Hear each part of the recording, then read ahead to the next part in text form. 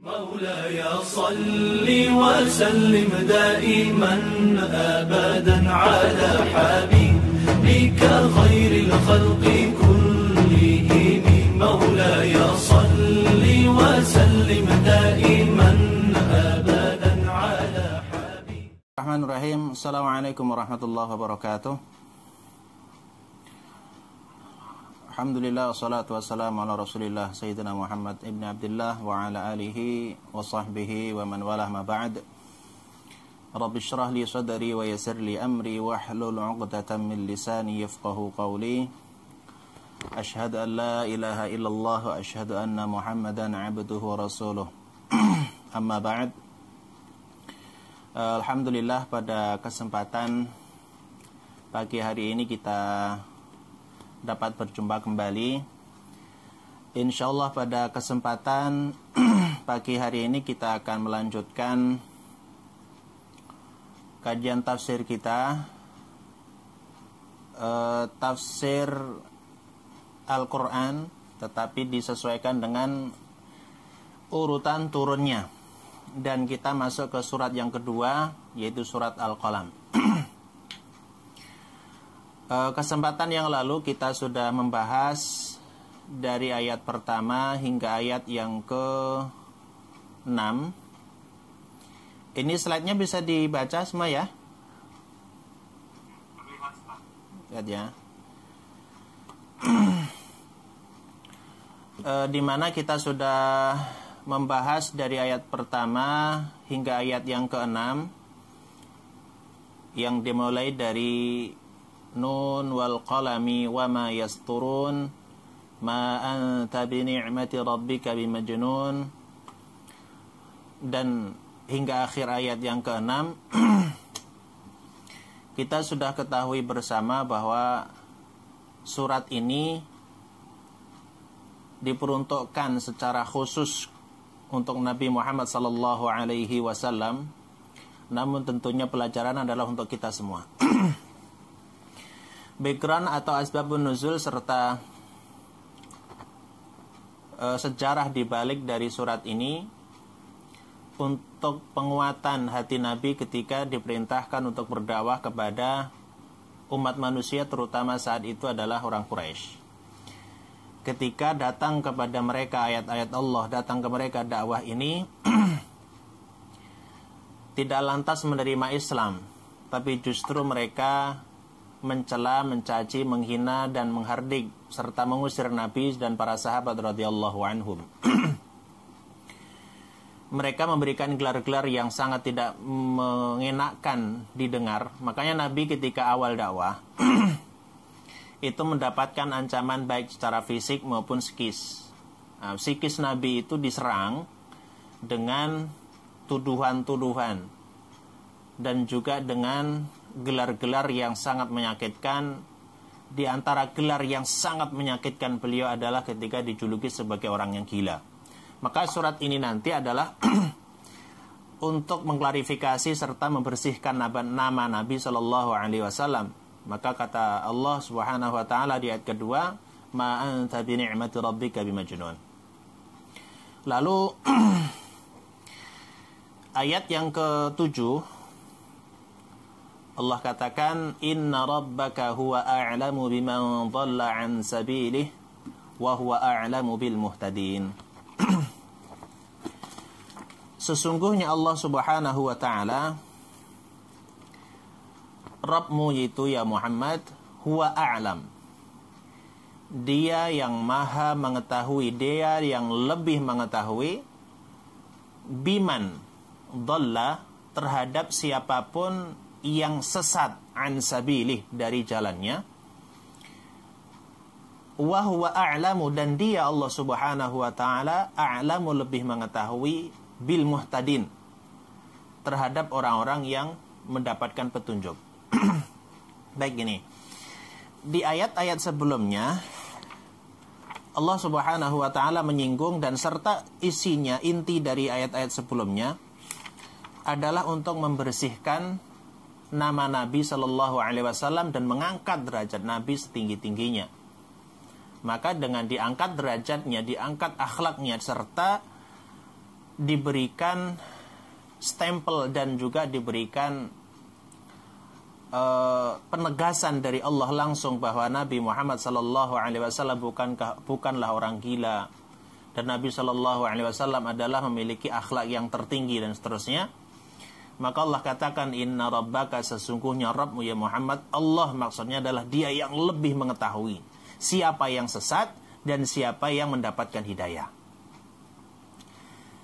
Ini backgroundnya ketika orang-orang Quraisy atau orang-orang kafir secara umum saat itu, mereka mengatakan bahwa Nabi Muhammad dan ajarannya, Nabi Muhammad dan para sahabat radhiyallahu anhum, mereka telah sesat karena telah keluar dari agama nenek moyang mereka. Tapi Allah kemudian menjawab, Allah lebih tahu mana yang sesat dan mana yang mendapatkan petunjuk. Ini penegasan. Dan memang di dunia ini sampai nanti di akhirat itu hanya dua jalan, hanya dua kemungkinan, tidak ada kemungkinan ketiga. Kemungkinan pertama orang itu mendapatkan hidayah, kemungkinan yang kedua adalah orang itu sesat. Dan ketika ada orang yang mengambil jalan yang sesat, maka otomatis dia akan meninggalkan jalan yang benar atau yang menuju hidayah itu. Dan semuanya itu memang sudah ditakdirkan oleh Allah, iya, tetapi ada usaha. Maka di sini yang harus kita perhatikan betul adalah ketika ada orang, ada bayi, manusia yang dilahirkan dari seorang ibu misalkan, atau dari manusia yang notabene mereka kafir atau kafirah, bisa jadi itu takdir Allah. Dan memang itu takdir Allah. Tapi kalau sudah dewasa, sudah berakal, tapi masih kafir, itu pilihan dia. Jadi perlu diperhatikan di sini. Bukan berarti Allah yang lebih mengetahui, memang Allah yang menentukan dia kafir atau dia mendapatkan hidayah dan seterusnya. Namun ketika Allah sudah menetapkan, pastinya di situ juga ada tuntunan. Misalnya Allah pastikan siapa yang mendapatkan hidayah mendapatkan surga, siapa yang sesat maka masuk neraka. Itu juga diberikan bekal, yaitu adanya Al-Quranul Karim. Dan menarik ayat surat yang kedua ini. Kenapa surat ini diturunkan oleh Allah setelah surat Al-Alaq sebagai SK dari Allah bahwa Rasul sudah diangkat menjadi seorang Nabi dan Rasul. Yang kedua ini surat Al-Qalam sebagai penguatan hati Nabi. Karena ini lebih, di surat yang kedua, di surat Al-Qalam, itu lebih menguatkan perasaan Nabi, lebih menguatkan, mengokohkan psikis Nabi, agar Nabi ketika berdakwah itu tidak lagi terfokus kepada ejekan, terfokus kepada celaan mereka. Harus fokus untuk berdakwah. Maka ketika Allah sudah katakan, Inna rabbaka huwa a'lamu biman dhalla an sabili wa huwa a'lamu bil muhtadin. Itu seolah-olah Allah katakan, sesungguhnya ya Muhammad, kamu itu bukan sesat, justru mereka itu yang sesat dan kamu mendapatkan hidayah. Nah, coba dilihat redaksi di sini menarik. Ketika Allah membicarakan sesat atau kesatan di sini, Allah menggunakan dhalla. Kemudian ketika membicarakan masalah hidayah, Allah menggunakan muhtadin. Kenapa ketika dhal itu, sesat itu menggunakan dhallun atau dhalla? Karena kesesatan itu tidak permanen. Gitu. Kesesatan itu suatu saat akan terbongkar, kesesatan suatu saat akan hilang. Makanya Allah menggunakan dhalla. Bukan dhalin, bukan menggunakan isim fa'il. Tetapi ketika hidayah itu muhtadin. Itu isim. Kata benda, arti kata benda adalah tidak terikat waktu. Artinya apa? Ketika orang sudah mendapatkan hidayah dan dia betul-betul dalam hidayah itu, maka mustahil bisa keluar dari hidayah. Loh, tapi ada orang yang sudah masuk Islam mendapatkan hidayah tapi kafir. Berarti hidayahnya belum betulan. Berarti belum didalami itu hidayahnya dan belum mencapai tingkatan ma'rifah kepada Allah dengan baik. Karena ketika orang sudah masuk ke dalam hidayah Allah dan betul-betul dia dalami, tidak mungkin bisa keluar. Tapi kalau orang sesat kesesatan itu pasti bertentangan dengan akal logika. Dan hidayah itu pasti sesuai dengan akal dan logika. Itu kalau orang menggunakan akalnya. Baik. Kemudian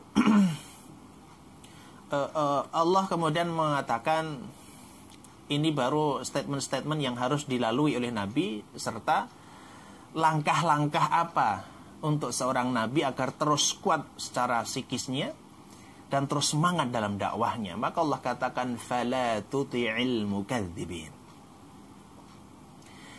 Ayat sebelumnya Allah menguatkan hati Nabi dengan ya Muhammad, kamu adalah orang yang terbaik. Ayat-ayat sebelumnya yang kemarin kita sudah bahas. Nah sekarang adalah kamu ya Muhammad, fala tuti'il mukadzibin. Jangan pernah kalian ini taat atau mengikuti al-mukadzibin. Huruf fa itu fa as-sababiyah atau fa yang menunjukkan nanti akibat. Nah, sebabnya mana? Sebabnya berarti ayat-ayat sebelumnya. Nah, ayat sebelumnya itu Allah sudah singgung. Itu sebab-sebabnya. Ma anta bi ni'mati rabbika bimajnun wa inna laka la ajran ghaira mamnun wa innaka la ala khuluqin 'azim fasatubsiru wa suru ila akhir. Kemudian itu adalah sebabnya. Sebabnya kamu itu sudah memiliki akhlak yang mulia, sudah dibersihkan namamu oleh Allah langsung. Fa maka la jangan pernah tuti'. La di situ adalah la nahiyah yang artinya adalah larangan. Dan jangan sekali-kali kamu ya Muhammad tuti'. Tuti' itu atau ayuti'u. Aslinya adalah tuti' itu ainnya adalah sukun karena majzum bila menahiyah. Namun kasrah karena untuk menghindari pertemunya dua sukun, iltiqa sakinain.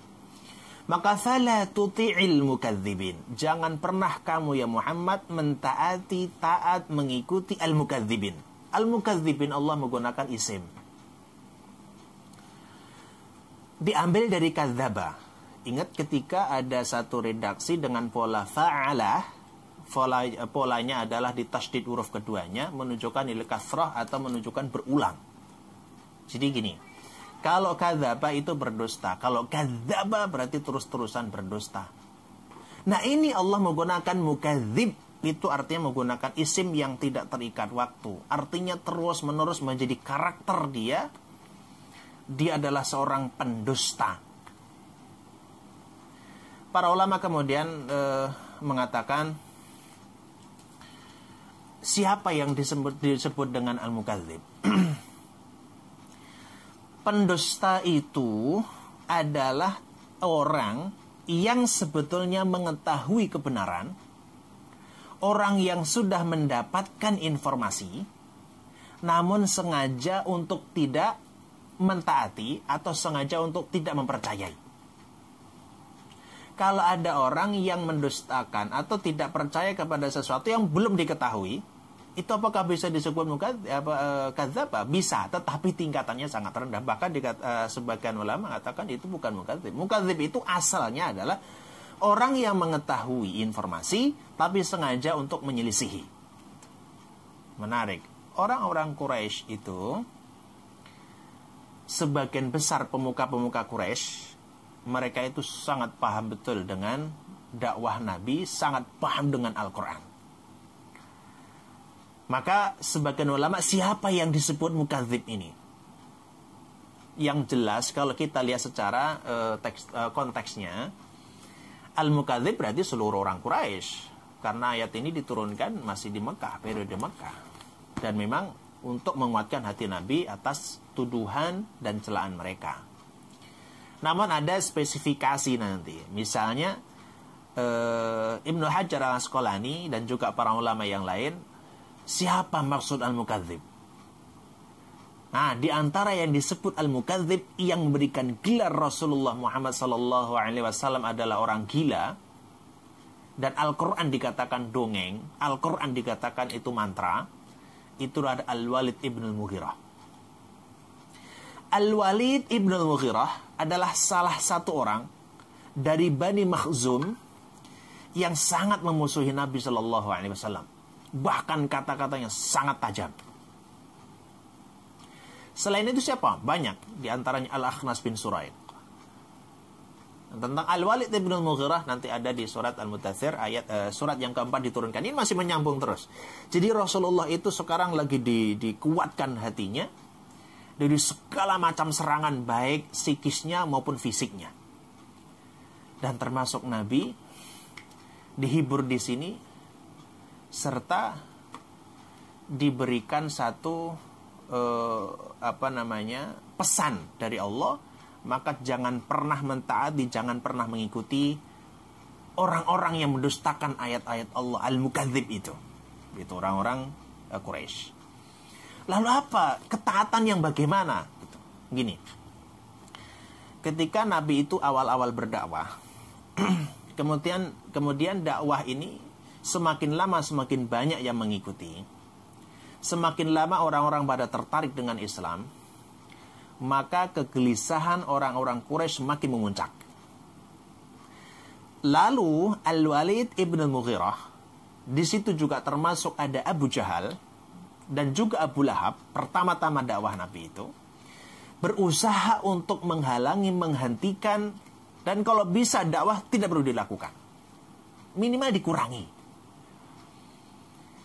Karena itu tidak berhasil, maka orang Quraisy, pemuka-pemuka Quraisy yang hebat saat itu sengaja untuk datang ke Nabi Shallallahu Alaihi Wasallam dan menawarkan, ya Muhammad, kalau memang kamu melakukan ini karena uang, kami siap mengumpulkan uang sebanyak apapun yang kamu inginkan. Kalau memang karena ingin jabatan, kami angkat engkau menjadi pemimpin kami tertinggi. Dan kalau hanya menginginkan perempuan, maka perempuan mana yang kamu inginkan, pasti kami akan berikan kepadamu. Lihat, semua diberikan. Namun kemudian Nabi mengatakan, saya tidak menginginkan itu semuanya. Bahkan yang terakhir itu tawarannya nanti penyebab turun surat Al-Kafirun. Ketika sudah ditawarkan jabatan, ditawarkan harta, ditawarkan ini dan itu tidak membuat Nabi berhenti atau mengurangi dakwahnya. Kemudian orang Quraisy mengatakan, ya ginilah ya Muhammad. Al-Walid bin Al-Mughirah lagi gitu. Ginilah, kami akan taat kepadamu, akan taat kepada perintahmu, artinya akan menyembah kepada Tuhanmu.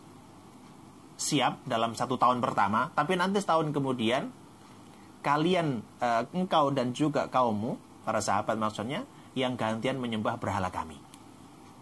Nah, kemudian Allah berpesan, fala tuti'il mukadzibin.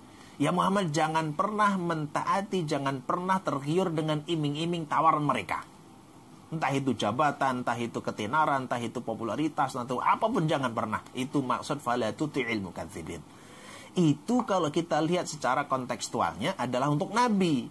Tapi kalau kita lihat secara ayat, itu untuk kita juga. Jangan pernah kita mentaati orang-orang yang mendustakan Al-Quran. Siapapun itu. Kenapa saya katakan gini? Karena Rasul Shallallahu Alaihi Wasallam itu tidak mewariskan harta benda, tapi mewariskan ilmu. Dan siapa yang mengambil ilmu, itulah pewaris para nabi. Maka seorang ulama, seorang pengajar, seorang guru, itu harus memiliki sifat ini. Jangan pernah mentaati orang pendusta, terutama adalah pendusta syariat ini, yaitu Allah Subhanahu Wa Taala, pembuat syariat atau yang memiliki syariat. Lalu Allah terangkan di ayat berikutnya, bagaimana metode, retorika, cara orang kafir itu untuk mengelabuhi Nabi dan para sahabat. Mereka mengatakan, waddu law tudhinu fayudhinun. Waddu, mereka itu sangat ingin. Lau sekiranya, seandainya tudhin. Mereka mengatakan ya sekiranya lau, tapi pakai lau ya, menarik. Jadi di Al-Quran itu ada kalanya menggunakan lau, menggunakan in, menggunakan id, menggunakan idza, dan memiliki makna yang hampir sama, mirip. Apabila, jikalau, apabila gitu. Tapi sebetulnya ada perbedaan. Yang sering saya katakan bahwa kalau in itu adalah 50-50, kemungkinan terjadi, kemungkinan tidak terjadi. In kuntum ta'lamun, ya bisa jadi mereka mengetahui, bisa jadi tidak mengetahui. Jadi waddu law tudhinu fayudhinun. Waddu mereka sangat berharap. Ini adalah Allah sedang menggambarkan yang mereka lakukan saat itu. Waddu mereka sangat menginginkan law sekiranya. Tapi ingat kata law itu berbeda dengan in, berbeda dengan id dan idza. In adalah 50-50, bisa terjadi bisa tidak. Kalau id telah terjadi, maka di Al-Quran kalau menggunakan id, itu artinya telah terjadi. Wa id qala rabbuka lil malaikati inni ja'ilun fil ardi khalifah. Dan ingatlah ketika, gitu. Itu sudah terjadi. Kalau idza, itu artinya Allah sedang membicarakan sesuatu yang belum terjadi, tapi garanti pasti akan terjadi. Maka ayat-ayat kiamat selalu menggunakan idza. Karena belum terjadi tapi pasti akan terjadi. Idza zulzilatil ardu zilzalaha. Adapun lau itu biasanya di Al-Qur'an digunakan untuk sesuatu ungkapan yang tidak terjadi. Lau anzalna hadzal qur'ana 'ala jabalin la ra'aitahu khashi'an mutasaddian min khasyatillah. Itu tidak terjadi. Ini pun sama. Lau tudhinun. Sekiranya kamu ya Muhammad tudhin. Duhn itu untuk menunjukkan kelembutan atau kelunakan atau bersikap baik. Itu tudhin. Maksudnya gini, waddu mereka sangat berharap seandainya kamu yang Muhammad berbuat bersikap lunak, bersikap lembut kepada mereka, fa maka yudhinun. Mereka akan bersikap lunak juga. Tapi Allah ingatkan, Allah menggunakan lau. Makanya, apakah kemudian kalau misalnya Rasulullah Sallallahu Alaihi Wasallam itu berbuat atau bersikap lunak kepada mereka, apakah mereka pasti lunak kepada Muhammad? Belum, bahkan tidak, karena pakai lau. Ini juga pelajaran penting bagi kita. Kalau kita berlemah lembut atau bersikap lunak kepada orang kafir, belum tentu orang kafir akan lunak kepada kita. Maka masalah akidah, masalah tauhid ini adalah masalah yang memang harus tegas. Dan Allah menyatakan di ayat ini, untuk orang-orang Quraisy khususnya, dan orang-orang kafir secara umum, bahwa mereka itu tidak akan pernah bisa berbuat lunak kepada Nabi Sallallahu Alaihi Wasallam. Itu statement pentingnya. Kalaupun mereka berusaha untuk melobi Nabi, jadi karena saat itu banyak pemuka-pemuka Quraisy yang pintar ngomong seperti Al-Walid bin Mughirah atau Utbah bin Rabi'ah atau Akhnas bin Suraik dan yang lainnya, terus melobi Nabi, ya Muhammad, kurangi dakwahmu itu, berlemah lembutlah kepada kami. Walaupun tudhin itu ada sejarahnya. Sejarahnya ketika Nabi itu melarang kepada semua orang, bahkan mencela, tanda kutip, merendahkan serta mengecilkan daripada berhala semua berhala. Jadi Rasulullah mengatakan semua berhala itu adalah kesyirikan dan semua berhala tidak boleh disembah. Itu adalah syirik. Nah, kemudian ini ada yang tersinggung. Apa tersinggungnya? Orang Quraisy tersinggung. Ini enak aja Muhammad ini. Dia menghina Tuhan kita. Dia mengejek Tuhan kita. Padahal nenek moyang kita sudah menyembah berhala itu. Mereka nggak terima itu. Ingat ini. Ketika orang Quraisy itu diusik sedikit tentang apa yang mereka percaya, mereka langsung bereaksi. Kita ini sedang diajari oleh Allah Subhanahu wa taala melalui ayat ini bahwa dulu Nabi itu dakwanya sangat tegas.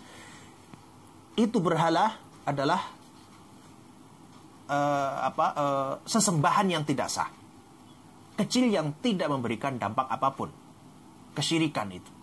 Tegas Nabi dalam hal ini. Kalaupun diancam seperti apa, ya itu urusan lain. Tapi Rasulullah dalam berdakwah tegas bahwa berhala, Rasulullah hinakan berhala-berhala itu dan mereka nggak terima. Ketika tidak terima, maka mereka berharap Nabi itu lebih halus dakwahnya. Nah ini nanti sampai sekarang pun sama. Ketika kita berdakwah, udahlah berdakwah itu jangan terlalu jangan terlalu monoton, kemudian dakwah itu yang moderat atau lebih soft dan seterusnya lah. Karena juga menjaga hati orang. Oke, menjaga itu memang harus. Memang dakwah adalah ada retorikanya, ada torikohnya, ada caranya, metodenya. Tapi kalau urusan akidah, kita sudah diajari oleh Nabi, kita harus tegas. Tapi setiap ketegasan dalam akidah kita, konsekuensinya adalah pasti orang kafir tidak suka. Maka kemarin ada kasus misalnya, ada seorang ustadz kita yang kemudian dilaporkan gara-gara apa? Mengatakan bahwa Yesus itu bukan Tuhan dan seterusnya. Itu reaksi-reaksi seperti itu sudah ada, ini buktinya. Waddu lau tudhinu fayudhinun. Tapi Rasulullah tadi sudah dilarang oleh Allah, fala tuti'il mukadzibin. Jangan pernah taat dan jangan pernah mengikuti mereka. Karena banyak tawaran dari orang Quraisy saat itu, mulai tawaran jabatan, mulai tawaran uang, bahkan tawaran untuk menghentikan dakwah, minimal berlemah lembutlah kepada mereka. Dan kemudian ini baru masuk kepada inti sifat-sifat orang Quraisy atau yang al-mukadzib tadi. Al-mukadzibin itu karena bentuknya jamak, berarti tidak satu orang, tapi ada yang populer dan sangat masyhur, namanya sering disebut dalam sejarah atau sirah Nabawi, permusuhannya terutama lewat kata-kata, lewat harta dan juga lewat tahtanya, yaitu Al-Walid ibn Mughirah. Dirinci oleh Allah, wala tuti' kulla hallafim mahin. Kalau yang di atas Allah katakan fala tuti'il mukadzibin, jangan mentaati orang-orang yang pendusta itu. Tapi di ayat ini Allah rinci wala tuti', dan jangan sekali-kali kamu ya Muhammad taat kepada kulla hallafin. Jangan pernah mengikuti, mentaati kemauan, keinginan orang-orang yang halaf. Halaf itu diambil dari kata halafa. Man halafa bi ghairillahi faqad kafar. Itu ada hadisnya ya. Siapa yang bersumpah selain dengan Allah Subhanahu wa taala maka telah kafir. Halaf itu adalah isim mubalaghah.